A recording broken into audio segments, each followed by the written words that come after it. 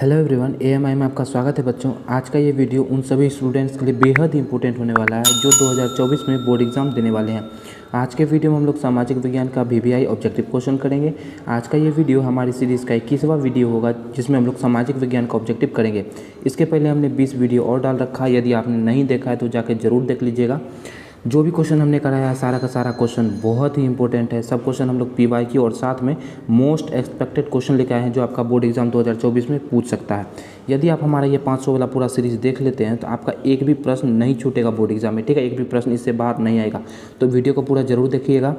इसका पीडीएफ आपको हमारे डिस्क्रिप्शन बॉक्स में मिल जाएगा, वहाँ जाकर आप लोग डाउनलोड कर सकते हैं। यदि किसी कारण से पीडीएफ डिस्क्रिप्शन बॉक्स से डाउनलोड नहीं हो पा रहा है तो आप हमारे टेलीग्राम चैनल से भी जुड़ सकते हैं। अनुराग मैथ्स इंस्टीट्यूट नाम है, टेलीग्राम पे जाएंगे, वहाँ ज्वाइन हो जाएंगे। वहाँ पे आपको डेली क्लास का पीडीएफ, क्लास का नोटिफिकेशन, यदि किसी कारण से क्लास नहीं होता है तो उसके बारे में भी पूरी जानकारी आपको वहाँ पर मिल जाएगी। तो जैसा कि आप सबको पता होगा कि हम लोग हिस्ट्री कंप्लीट कर लिए थे, ज्योग्राफी भी कंप्लीट कर लिए थे, उसके बाद फिर पॉलिटी भी और आपदा प्रबंधन भी। हम लोग इकोनॉमिक्स पढ़ रहे थे और आज इकोनॉमिक्स का लास्ट पार्ट है, ठीक है। आज हम लोग इकोनॉमिक्स का पूरा क्वेश्चन कंप्लीट कर लेंगे। इसके बाद हम लोग दूसरे सब्जेक्ट पर चलेंगे। आप कमेंट बॉक्स में कमेंट करके ज़रूर बताइएगा कि इसके बाद मतलब सामाजिक विज्ञान कंप्लीट होने के बाद आपको किस सब्जेक्ट का ऑब्जेक्टिव चाहिए या सब्जेक्टिव चाहिए, ठीक है। सब चीज़ बता दीजिएगा, कमेंट बॉक्स में लिख दीजिएगा, हम उसी सब्जेक्ट पे वीडियो लेकर के आएंगे। चलिए तो क्वेश्चन को शुरू करते हैं। आज का आपका पहला क्वेश्चन है, ऊर्जा का मुख्य स्रोत क्या है। बेहद ही आसान क्वेश्चन है। कोयला है, पेट्रोलियम है, सूर्य है या फिर इनमें से कोई नहीं, इनमें से कौन नहीं है। तो देखिए ऊर्जा का मेन स्रोत जो है, सबसे बड़ा स्रोत बोले या मुख्य स्रोत बोले, सबसे बड़ा स्रोत क्या है, सूर्य। ऑप्शन नंबर सी इसका राइट आंसर हो जाएगा। अगला क्वेश्चन है, बिहार एक राज्य है। बिहार कैसा राज्य है। उद्योग प्रधान राज्य है, पशुपालन प्रधान राज्य है, खनिज प्रधान राज्य है या फिर कृषि प्रधान राज्य है। प्रधान मतलब होता है सबसे ज़्यादा क्या होता है। बिहार राज्य में सबसे ज़्यादा क्या है, उद्योग है भैया, नहीं। पशुपालन ज़्यादा होता है, होता तो ठीक ठाक है लेकिन सबसे ज़्यादा पशुपालन नहीं। ज़्यादा खनिज है ना भैया, खनिज तो झारखंड में, भारत बिहार से भी ज़्यादा है। तो कृषि सबसे ज़्यादा होता है बिहार में। ऑप्शन नंबर डी इसका राइट आंसर हो जाएगा। अगला क्वेश्चन है, भारत अंतर्राष्ट्रीय स्तर पर किस क्षेत्र के महाशक्ति के रूप में उभर रहा है। हार्डवेयर के, डिस्क के, सॉफ्टवेयर के या फिर लैपटॉप के। तो बता दें आपको, सॉफ्टवेयर के महाशक्ति के रूप में भारत उभर रहा है, मतलब सॉफ्टवेयर का महाशक्ति बनने की तरफ बढ़ रहा है भारत, ठीक है। ऑप्शन नंबर सी इसका राइट आंसर हो जाएगा। अगला क्वेश्चन है, भारत में सेवा क्षेत्र को सामान्यतः कितने भागों में बांटा गया है।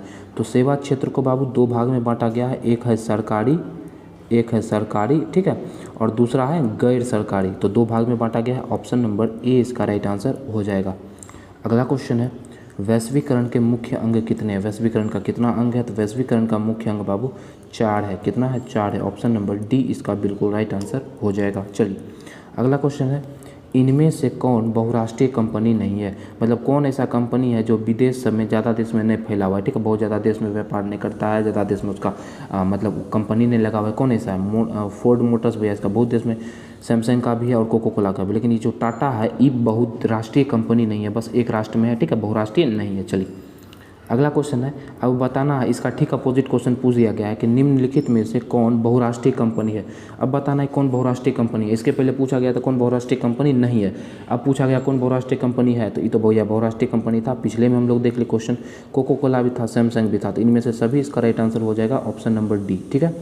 चलिए अगला क्वेश्चन है, विश्व व्यापार संगठन की स्थापना किस वर्ष हुई थी। 1995 में, 1994 में, 1996 में या फिर इनमें से कोई नहीं। तो विश्व व्यापार संगठन का स्थापना बाबू 1995 में हुआ था। यदि और ज़्यादा पूछे, कौन महीना पूछे, कौन दिन पूछे, उसको साफ साफ लपेट के मारिएगा कि 1 जैन में हुआ था। 1 जनवरी 1995 में हुआ था विश्व व्यापार संगठन का स्थापना, ठीक है। तो option number A right answer हो जाएगा। अगला क्वेश्चन है, नई आर्थिक नीति में किसे सम्मिलित नहीं किया गया है। केंद्रीकरण को, उदारीकरण को, वैश्वीकरण को या फिर इनमें से कोई नहीं, ठीक है। तो देखिए नई आर्थिक नीति जो है उसमें किसको सम्मिलित नहीं किया गया है। तो केंद्रीकरण को सम्मिलित नहीं किया गया है, उदारीकरण को भी किया गया है, वैश्वीकरण को किया गया है और एक आता है निजीकरण, निजीकरण को भी किया गया है, लेकिन केंद्रीकरण को सम्मिलित नहीं किया गया। तो इसका right answer option number A हो जाएगा।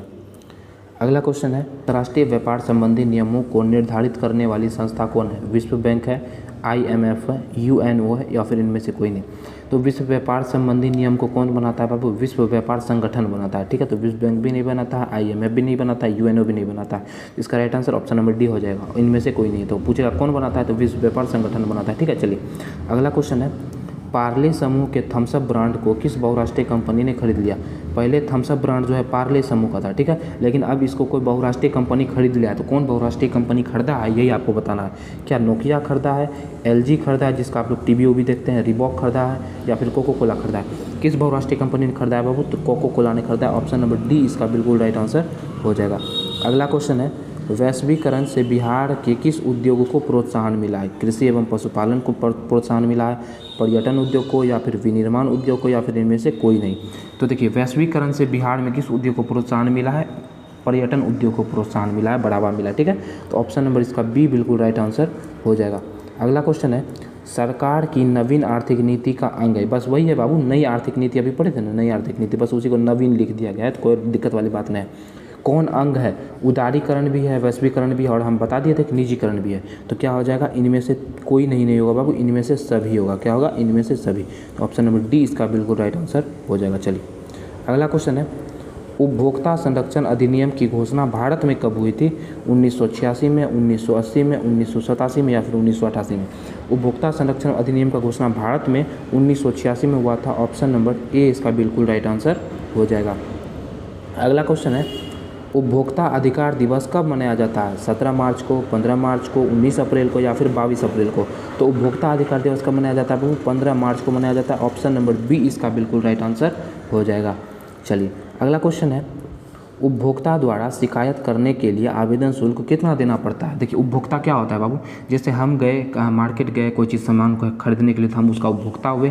तो यदि हमारा सामान में मतलब हम लिए, मान लीजिए 1 केजी आलू लिया, ठीक है, 1 केजी आलू ख़राब निकल गया, वो मान नहीं रहा है कि वही आलू को हमको दिया है, ठीक है, तो हम क्या करेंगे, इसके बारे में शिकायत करेंगे कि बेईमानी कर रहा है। तो ये बेईमानी करने के लिए जो हम शिकायत करेंगे उसमें हमको कितना फीस देना पड़ेगा, 50 रुपया, 10 रुपया, 70 रुपया, फिर शुल्क नहीं लगता है। तो इसमें 1 रुपया फीस नहीं लगता है। तो ऑप्शन नंबर डी इसका बिल्कुल राइट आंसर हो जाएगा। चलिए अगला क्वेश्चन है, हॉलमार्क शब्द चिन्ह किस वस्तु की गुणवत्ता का प्रमाण है। देखिए, कौन सा वस्तु में हॉलमार्क का चिन्ह लगा होता है। हॉलमार्क क्या है बाबू, एक चिन्ह है, ठीक है। तो बोतल बंद पर लगा होता है, नहीं। बिजली उपकरण पर नहीं। सोना का आभूषण हो गया या फिर प्लेटिनम हो गया, इस सब का आभूषण पर जो है ना बाबू हॉलमार्क चिन्ह लगा होता है, ठीक है। तो ऑप्शन नंबर सी इसका राइट आंसर हो जाएगा। इससे जो है ना इसका गुणवत्ता पता चलता है कि कितना अच्छा है, ठीक है। चलिए अगला क्वेश्चन है, सूचना का अधिकार किस प्रकार का अधिकार है। संवैधानिक अधिकार है, गैर कानूनी है, धार्मिक है, या फिर परंपरागत है। आप ही बताइए, सूचना पाने का अधिकार कोई भी चीज़ के बारे में धार्मिक से संबंधित है, नहीं है, परंपरागत भी नहीं है, गैर कानूनी भी नहीं है, संवैधानिक है, संविधान में लिखा गया है। ऑप्शन नंबर ए इसका राइट आंसर हो जाएगा। अगला क्वेश्चन है, सोने के आभूषण की शुद्धता की पहचान किस चिन्ह से की जाती है। अभी हम आपको बताएं कि हॉलमार्क से सोना का गुणवत्ता पता किया जाता है। तो यही हो जाएगा इसका right answer. Option number B बिल्कुल राइट आंसर हो जाएगा। अगला क्वेश्चन है, भारत में सूचना का अधिकार अधिनियम कब पारित हुआ था। मार्च 2001 में, अप्रैल 2003 में, अक्टूबर 2005 में, नवंबर 2007 में। तो ये हुआ था अक्टूबर 2005 में। सिर्फ 2005 भी कभी कभी ऑप्शन में दे देता है, तो 2005 भी आप लोग टिक कर लेंगे, ठीक है। तो अब डेट भी पूछ दिया तो क्या बोलेगा, 12 अक्टूबर 2005। 12 अक्टूबर 2005 को सूचना का अधिकार संबंधी नियम बना था, पारित हुआ था, ठीक है। अगला क्वेश्चन है, भारत में मानव अधिकार सुरक्षा अधिनियम कब पारित हुआ।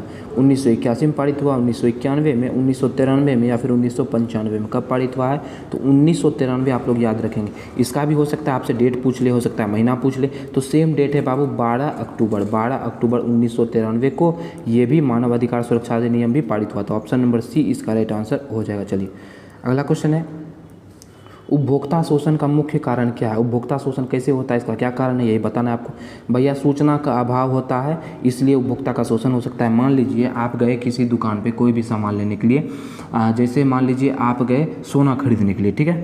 तो आपको सोना के बारे में सूचना प्राप्त नहीं है, सोना के बारे में सही जानकारी नहीं है कि सोना कैसा होता है, कैसे पता करेंगे कि ओरिजिनल सोना है कि नहीं। तो इसके वजह से आप ठगा जाइएगा, शोषण होगा आपका।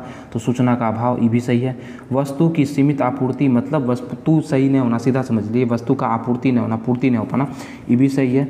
और मान लीजिए उपभोक्ता की अज्ञानता, उपभोक्ता जो है कुछ जानता ही नहीं है उसके बारे में, सेम चीज़ पहला वाला, ठीक है। तो ये भी सही हो जाएगा। तो ऑप्शन नंबर डी इसका राइट आंसर हो जाएगा। इनमें से सभी की वजह से उपभोक्ता का शोषण होता है।